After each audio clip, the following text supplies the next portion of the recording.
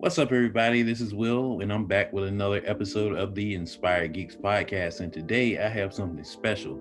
I am doing my very first interview with an indie comic book creator called Ryan Little, and he has a really awesome comic called Super Scouts. So, how you doing? I'm good, Will, man. Thanks for having me on. I really appreciate taking the time. Yeah, absolutely. So I guess we'll jump right into it. Can you just tell us a little bit about yourself in general before we jump into the comic book talk? For sure. So first thing I tell everybody is I'm a proud East Coaster. I live in Los Angeles now, but I grew up in the middle of nowhere, Pennsylvania. Ooh, that's funny. That's my work email chirping at me. But no work. We're talking about comic books right now. Get out of here. Yeah. It's gone. Cool, man. So grew up public school, middle of nowhere, doing my thing. So still a major. I work in the TV business now. And then about 5 years ago, I started making indie comics. And pretty much now I make as many comics as I can. I run my own little imprint called Plastic Sword Press. We have, I think, 6 different titles that we put out across 16 different successful Kickstarters. So we're always growing, always making just something new and different. Awesome. So I assume you are a geek like me. Are you into some other stuff, gaming wise, Marvel fan, DC Comics guy? What are you into?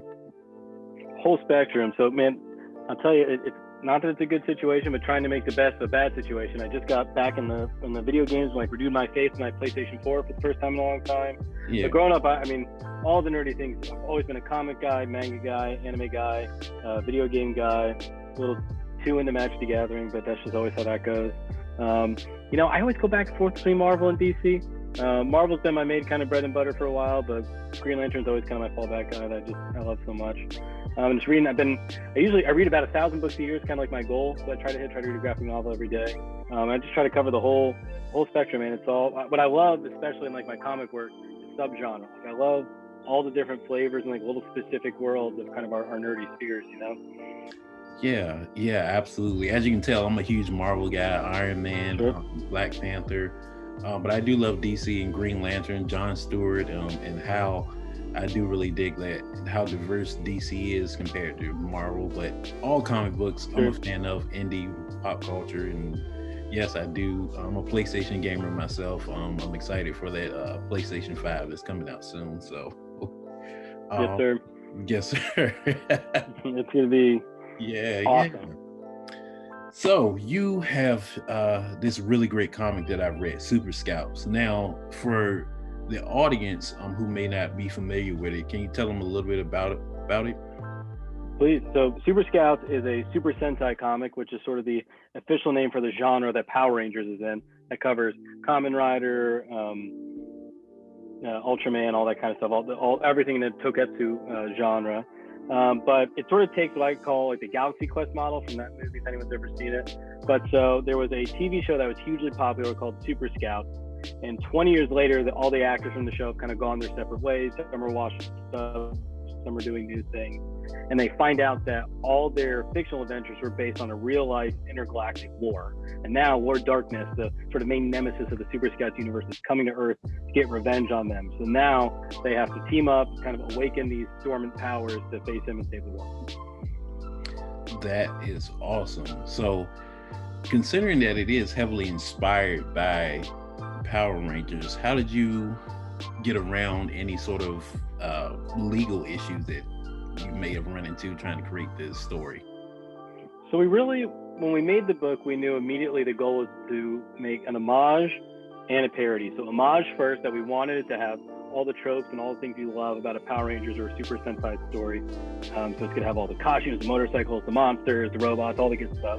But I think it's really kind of leaning on it as a bigger genre, that there's so many different forms and iterations of, teams of 5 and spandex doing martial arts, that as long as we kind of stayed in that fictional realm and kind of our own little universe and carve out our own little kind of territory within Super Sentai, I think we were okay.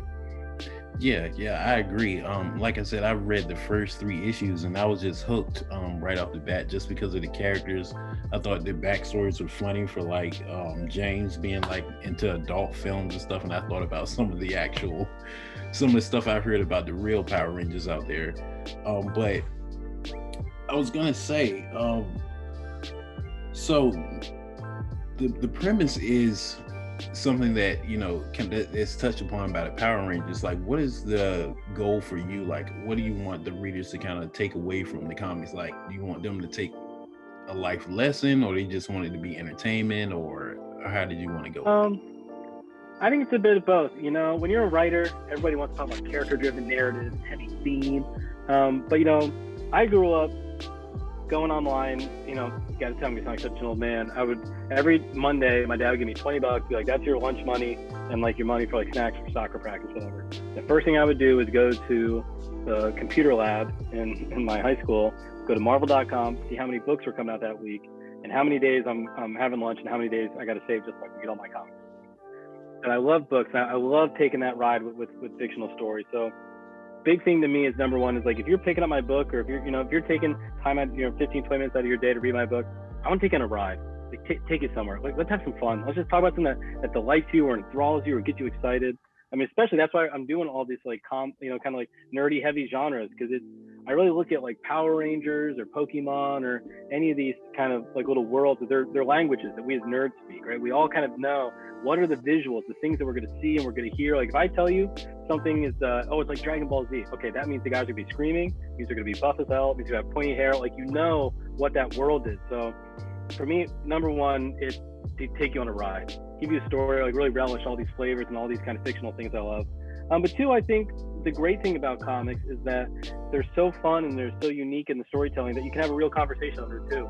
You can have a real talk. That this book is about reconciling who you are with who you thought you were going to be, and then making a choice. Do you go that way, or do you go somewhere totally new?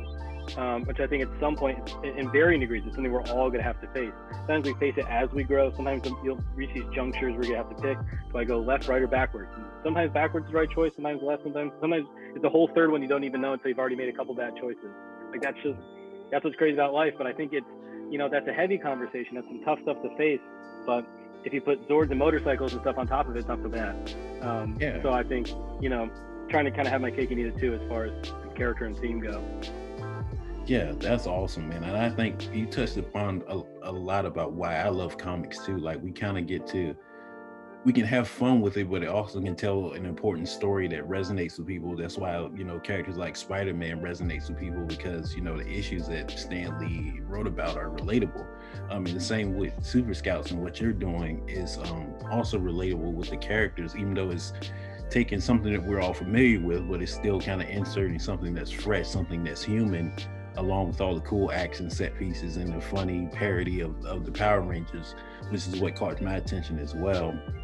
So I'll ask you this then, for any of my listeners out here, I know a lot of them will probably contact me later, but how did you get it into like comics yourself? Like, if someone wanted to tell a story in comics, what would be some, suggestions that you may have?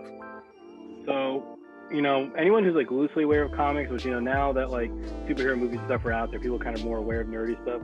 There's a huge, vibrant, and wonderful independent comics community. I like to think of myself as a reformed cynic, that I can have some pessimistic kind of attitudes and trying to get past that. And some days I say, I don't know if the internet's been good or bad for the world. I really don't know. But indie comics are one thing that make me say the internet's an incredible tool. I'm lucky to be kind of alive when I am. Our artist lives in Brazil. We've never met kind of face to face, but we've been working together and sharing this creative place for 3 years now, and making something we're both really supremely proud of. But that whole world of independent comics, of creators, that's all waiting there for you. All you got to do is take the jump. I think one of the most potent things in life is having the strength to see something through. If you can sit down, if you can write an 8-page short and finish it, not just every single person you bump into in the comic shop's got an idea for a comic story. That's what's great about comics. We all kind of own it. But if you're the guy that can sit down and write it and finish it, you're already ahead of half the people. If you can finish it and make sense, you're ahead of 80% of the people. If it makes sense and you got the balls to show other people and get feedback and take it on the chin, you're ahead of 90% of the people. It's just putting the work in, and then hop online, get on Twitter, get on Instagram. There's tons and tons of independent artists. There's tons of groups. You can look up Open Calling Anthologies, specifically. You can Google that or look it up on Facebook. People are always putting together little teams of anywhere from 2 to 10-page shorts to start getting some published credits out there and start getting your name out there. Trust me, if I could do it, anybody can do it. Awesome. That is definitely some good advice. Have you also been promoting Super Scouts at? Well, I know we can't now because of COVID, but do you plan to go to any sort of Comic Con conventions and promote it that way as well? Yeah, we'll see what comes out the other side. It's a really curious thing to see what's going to happen with comic conventions. I think at some point, but yeah, pretty much the whole life of this book we've been almost entirely locked down. I launched the first issue end of last November, and then issue 2 didn't come out till after lockdown started. But yeah, it'll be out, and then so this number 3 is the end of volume 1, which is a 110-page volume. We're going to reprint the graphic novel next year for the people who like to have the trade paperback on their shelf, and then that is going to have a short story that will introduce the villain for volume 2. So we'll have Super Scouts in the world for the next couple of years for sure. So we'll be getting out there. Awesome. That was going to be my next question too, but I'll ask you this.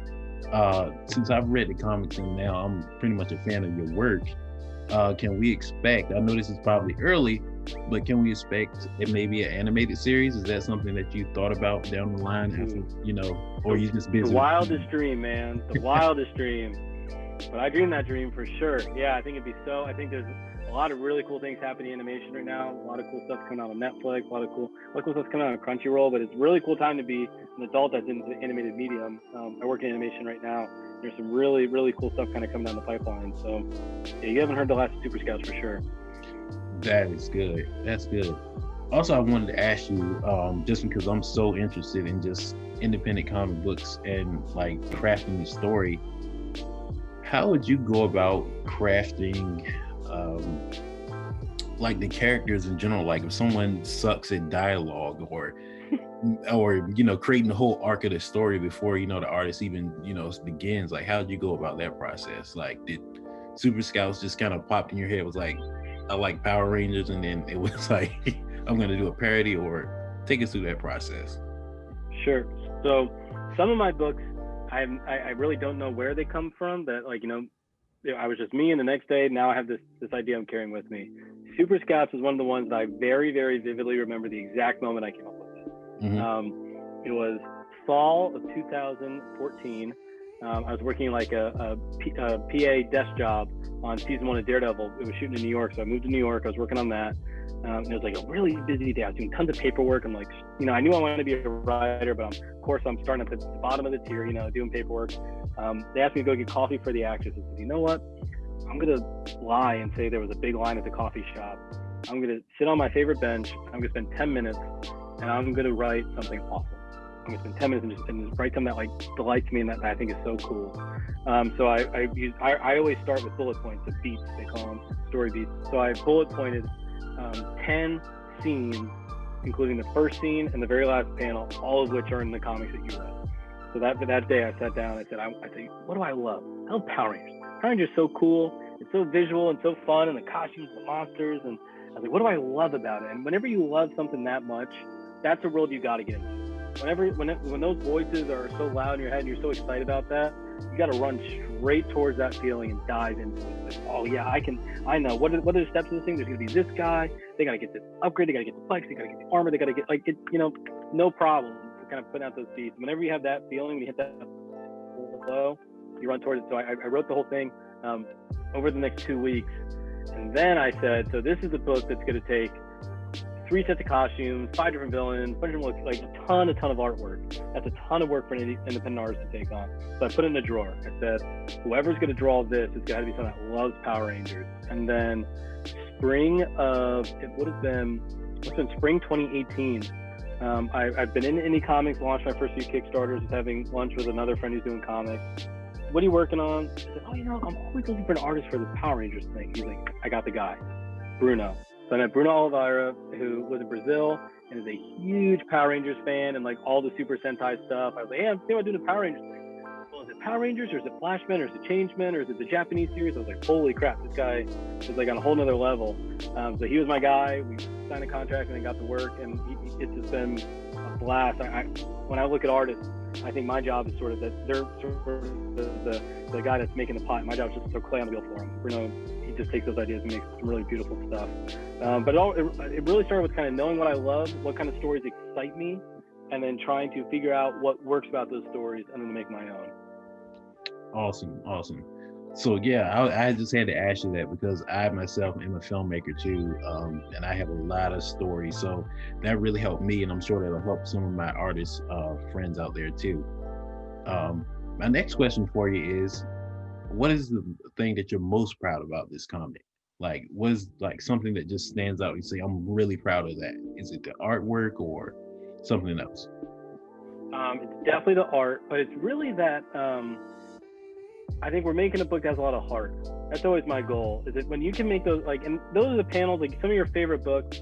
You remember those are the ones that knock you out. You know, like I remember I didn't really get into reading weekly comics until I got my driver's license. The first thing I did, because I'm from like rural Pennsylvania, I was 16. I got my license. Like over my birthday's in the summer, so I was like, you know what? I'm gonna go find a comic shop.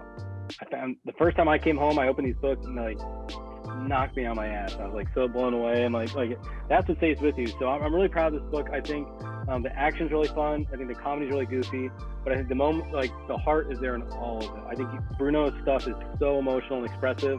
You know, when we were working, that the Power Rangers book that Boone's doing was coming out, which like I think Kyle Higgins is a genius, and I think that's like a perfect Power Rangers comic. So I said, okay, we can't do that. That's been done. It's been done better than I'm ever gonna do it. Yeah. So how do we tell something really unique that like about real people, that they're weird and they're frustrated and they know what they love, and sometimes they don't know what to do with that love. I think, you know, in issue 3 when Willie breaks out of his imprisonment the way that he does, it feels really real and it feels like a win for him. I think when James finally tells you why he was so embarrassed and why he got fired, why they kept him around for so many years, I think it's a real moment, because life's weird like that, man. The stuff that really messes with you isn't just like, I mean, sure, it's people beating you up or being mean to you, but it's like those weird little things that get in your head, you know, that you carry with you and you don't know what to do with. So I'm really proud. I think the book has a lot of heart to it, and I think they all, for as goofy and over the top as it is, I think it feels real and it'll say something to people. Yeah, it definitely does feel real. And like you said, I just really enjoyed what you're doing. The themes and the characters already just resonated with me as well. So the project is on Kickstarter. How can anybody support it? I'm sure I'll share the link, but is there anything else that you wanted to share about the project? Sure. So best way to follow me is on Instagram at Plastic Sword Press. That's where I'm posting art every day, so you can see what I'm making. That's all the good stuff. Over on Facebook.com/Plastic Sword Press, the #1 issue for all my tiers are available totally for free. So instead of doom scrolling Twitter or whatever late at night, if you can't sleep, jump on Facebook and read some free comics or look at some cool art. My big thing, man, I'm a reader first and foremost. So if I'm doing a Kickstarter, if I'm asking for your hard-earned money, I'm trying to give you the most book I can and as fast as I can. So all of my books are printed domestically in the United States. So usually, and they're all 100% completed before we launch the Kickstarter. So when we end, I believe we're ending 2 weeks from today. Maybe it's 1 week from today. I think it's 2 weeks. By that Friday, I'll be sending the files to the publisher. By the following week, they'll be getting me the books. So about 2 to 3 weeks after your charge, you're getting your stuff. And I'm really proud of, we're doing a giant size finale issue. It's our biggest issue. I think one of the biggest I've ever launched. We're 46 pages right now. We've already been upgraded to prestige formatting, which is square back cover, thicker cover stocks. It's a nice heavy book in your hand. So if you want to curl up on a weekend, really take the ride, it's going to feel good in your hand. It's like that little thing that if you don't know what I'm talking about, you won't know what I mean. But if you know what I'm talking about, it means everything. It's just a real book I'm putting in people's hands. That I have physical copies, digital copies, my entire library of works available on the Kickstarter page. So my goal is always, and especially right now, shipping's more expensive because of COVID, but I'm actually offsetting my return on the back end by subsidizing all the shipping costs. So I'm trying to give people as much book as I can for as cheap as possible. So if you want to support independent art or just kind of take the ride with me, or if any of this sounds cool, you want to see what I'm doing, Kickstarter.com, or you can Google it, Super Scouts #3 Kickstarter, and you'll find it. Yeah, absolutely. And listeners, I will be sharing that on the Facebook page and all over our social medias. Before we go though, I definitely want to kind of give you a chance, if you're able to kind of tell us a little bit more about kind of like not just your comic book stuff, but kind of like any other nerdy random info or facts that you want to share with anybody, like your professional work or anything like that. You know, I think my comics, honestly, the stuff I'm the most proud of, because I really feel like really lucky to work with all the artists I do. Like it is a ridiculous amount of work to draw a comic book, and you can appreciate that right now, but until you work in indie comics and you see all the work they do, it's incredible. The fact that people listen to me and they're inspired enough by my scripts to work with me is definitely the thing I'm the most proud of. Frankly, if people want to check out that Facebook page, like scrolling through the different art, my goal, frankly, I think we're in sort of this modern age. It's so much about consumption, about, buying stuff, eating stuff, downloading stuff. My goal is just to put as much out into the world as I can to contribute to, to me, the kind of imagination, creativity is a big ball that we're all kind of pushing forward. So if I get to give it a couple good shoves and add something new to the world, that's a good day's work to me. All right, sounds good.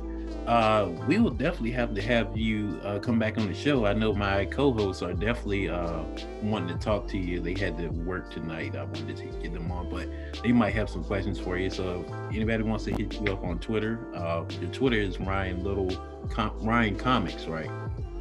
Yeah. Awesome. Yeah, well, I will just thank you for your time. And be sure to stick around, because I'm definitely going to be hitting you up a little bit more if you're free, if you want to jump on some other episodes and kind of talk to the audience when we go live. That would be great too.